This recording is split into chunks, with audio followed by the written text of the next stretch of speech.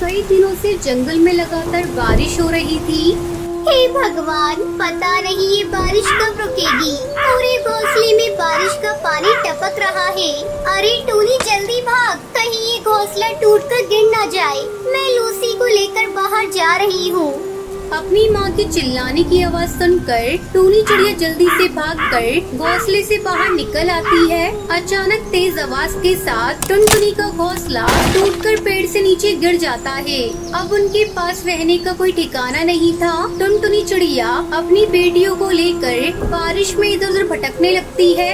ये कैसी आफत आ गई मेरे ऊपर। इतनी तेज बारिश में मैं अपनी बच्चियों को लेकर कब तक भटकती रहूंगी। कहीं कोई सर छुपाने की जगह मिल जाती तो अच्छा होता। काश तेरे पापा जिंदा होते तो आज हमारा पक्का घर होता। इस तरह हमें दर बदर की ठोकरें नहीं खानी पड़ती। तभी टूनी चिड़िया को दूर एक पेड़ के नीचे बहुत बड़ा गुलाब दिखाई देता है। माँ देखो, उस पेड़ के नीचे एक बहुत बड़ा गुलाब पड़ा हुआ है। चलो चलकर उस गुलाब में छुप जाते हैं। टुनटुनी चिड़िया अपनी बेटियों के साथ उस पेड़ की तरफ जाती है। अरे ये तो गुलाब का फूल लग रहा है। इसमें दरवाजा और खिड़कियाँ भी है। टुनटुनी चिड़िया जल्दी जल्दी उस गुलाब के अंदर अपनी बेटियों के साथ चली जाती है। अरे टूनी, ऐसा लग रहा है जैसे इस घर में पहले से कोई रह रहा हो। कोई बात नहीं माँ, चाहे इस घर में कोई भी रहे, अब इस घर को छोड़कर हम लोग कहीं नहीं जाएंगे। तभी टुनटुनी की छोटी बेटी लूसी भोजन मांगने लगती है। माँ मुझे भूख लगी है, मुझे कुछ खाने को दो। लूसी तू पागल हो गई है क्या? इस बारिश में माँ भोजन लेने कहाँ जाएंगी? चुपचाप सोने की कोशिश कर। टूनी दीदी मुझे नींद आ रही है, भूख से पेट में दर्द हो रहा है। माँ मुझे भूख लगी है, कुछ दो खाने को।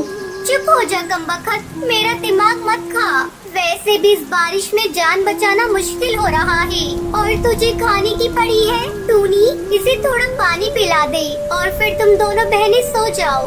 टूनी चिड़िया अपनी बहन को पानी पिलाती है और फिर दोनों बहनें सो जाती हैं। चलो, मेरी दोनों बच्चियाँ तो सो गयी, लेकिन मैं नहीं सो सकती। मुझे रात भर जागकर इनकी रखवाली करनी होगी। इतनी बारिश में कहीं कोई जहरीला जीव जंतु इस घर के अंदर ना आ जाए। रात भर टुनटुनी चिड़िया जागकर अपनी बेटियों की रखवाली करती है। सुबह होने पर टुनटुनी चिड़िया को उस गुलाब में रहने वाले कालू कौवे की आवाज सुनाई देती है। कौन है रे मेरे इस घर के अंदर? जल्दी दरवाजा खोल, मैं बाहर बारिश में भीग रहा हूँ। टुनटुनी चिड़िया दरवाजा खोलती है। ए चिड़िया, ये मेरा घर है, निकल मेरे घर से। नहीं निकलूंगी, जाओ जो करना ही कर लो। जब मैं इस घर में आई तो ये घर खाली पड़ा था। मैं कल भोजन लेने गया था और तेज बारिश होने लगी, इसीलिए मैं नहीं आ पाया। चलो अब जल्दी निकलो यहाँ से।